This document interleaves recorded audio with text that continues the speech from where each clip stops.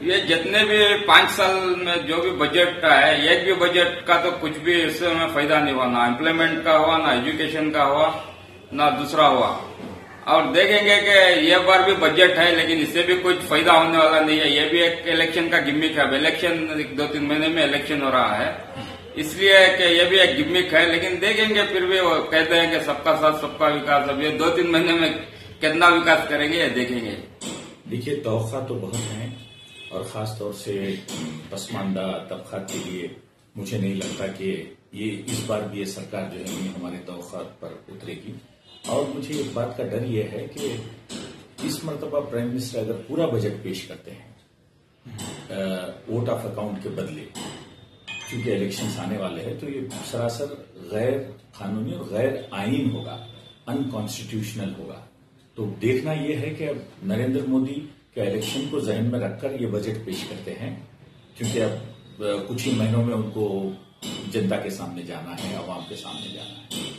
तो वो देखना यह है कि वो किस तरह अपने बजट को बना रहे हैं। क्या तवक्कुआत हैं सर, आप क्या तवक्कुआ करते हैं कि मसलन माइनॉरिटीज के मतलब एजुकेशन के मतलब या फिर टैक्स टेंशन लोन्स वगैरह किस एतबार से जो है? मुझे तो नहीं लगता। देखिए, पिछले 4-4.5 साल में हिंदुस्तान की अवाम देख चुकी है कि मोदी ने किस तरह से जो डिमोनेटाइजेशन किया, और ये सब आप देख रहे हैं, उसके नतायज भी देख रहे हैं, और कई स्टेटों ने उसका जवाब भी दिया है पिछले इलेक्शंस में।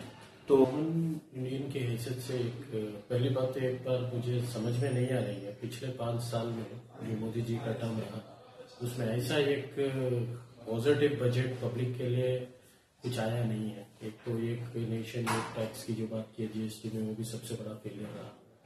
और अगले 2 या 3 महीनों में जो है इलेक्शंस भी आने वाले हैं। तो इस इलेक्शन में अभी बजट पास करके ये कहाँ तक इम्प्लीमेंटेशन सेट करेंगे ये तो मालूम नहीं है। फिर भी एक नागरिक होने की हैसियत से एक एक्सपेक्टेशन क्या है, ये जो सैलरीड पर्सन हैं उनका एक बेसिक एग्जम्पशन टैक्स जो है 2.5 लाख रुपए पर है, तो वो एक कैप इंक्रीज करके 5 लाख या 6 लाख रुपए आपके मौजूदा हालात को देखते हुए, एक मार्केट की स्टडी करते हुए इसके ऊपर एक तवज्जो दिए तो बेहतर रहेगा।